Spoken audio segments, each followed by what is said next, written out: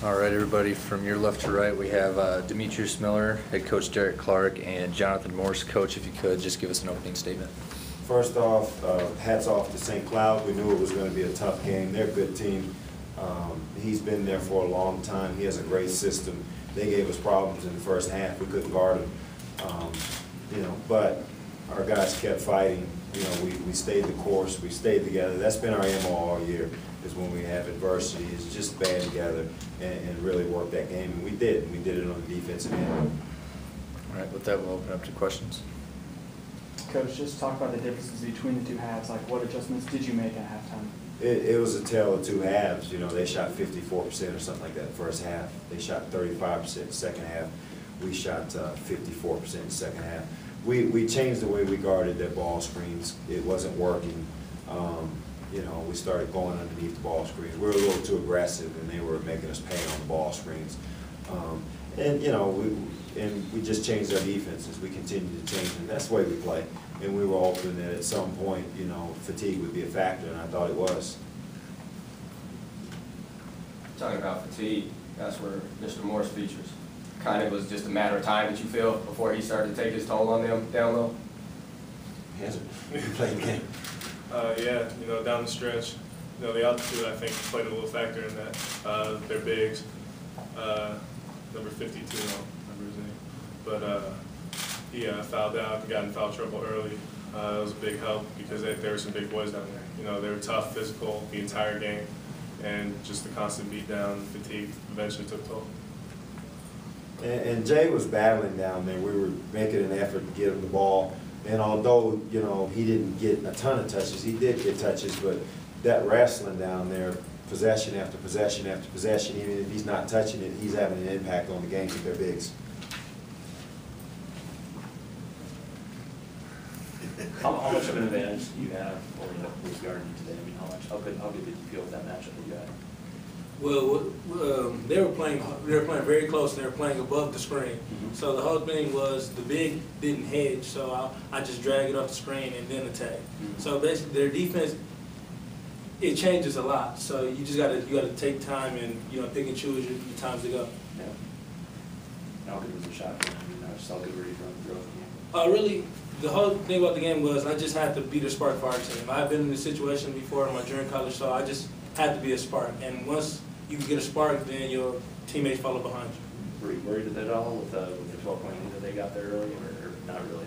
Not at all. Yeah. I mean, it's just we wouldn't plan our game, and it was just time for us to step it up. Mm-hmm.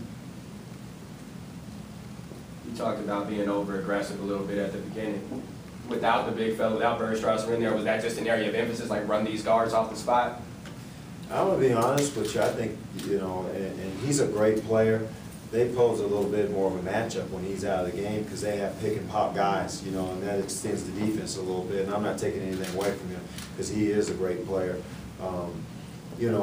We just made timely shots once again. We did it last night. Michi called fire, BJ did a heck of a job, and then the big fella delivered. They couldn't keep him off the offensive glass. So when we missed shots, Jay was there to clean it up. He had 7 offensive rebounds.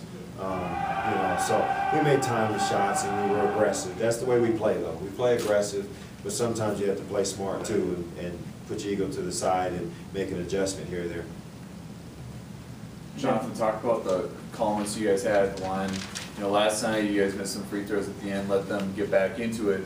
Tonight you guys go 11 for 12 at the line in the last 2:27.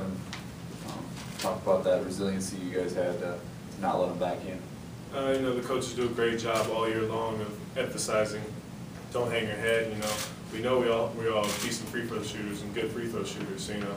Last night they weren't falling for us. Tonight we just stayed calm. We had control of the game. We felt we were in good momentum. We went down, knocked them down in the stretch. Jaden shot 75% last night, so it wasn't too bad. Well, down the stretch. He said down the stretch. We were in the game. You're right. You're right. The career high, Demetrius, is that a nice time to get it? Yeah, it's a perfect time to get it because it was a point in time in the game where we didn't have nobody really to go to, and I felt like it was my time to step up. When was that? When was that? Well, in the first half, when we were down, I think, I want to say 8 points. And in the second half, they tried to make a run, and I had to shut the run down. Very modest. But you were pretty consistent throughout the whole game. The first half you had 12, and in the second half you had 12. Well, it was just pick and choose, really, because my teammates, I have great teammates like Reggie. Reggie takes a lot of attention. So playing with Reggie, you'll get a lot of open shots and a lot of looks. And of course, playing with the big guy down low. So you just got to pick and choose your spots. Because J-Mo did a good job down there tonight, and Reggie did a good job penetrating. So it left me for a couple open threes, and I got to the hub. So yeah, it was all of my teammates today. They helped me. Either one of you guys, another chance possible to play Metro, or play Mines, I'm sure you're looking forward to that. Why do we know that question was coming?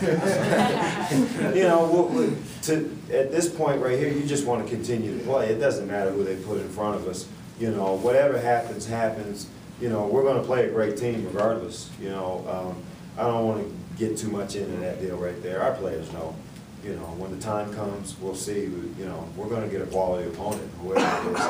You know, I would like to elaborate on Reggie Evans. You know, because he, like Michi said, draws a lot of attention. He had 4 assists. Reggie's grown up a lot. In those games, he might force some shots and pass, and he kept moving the basketball. He's always going to get a lot of attention, and that does open up some stuff.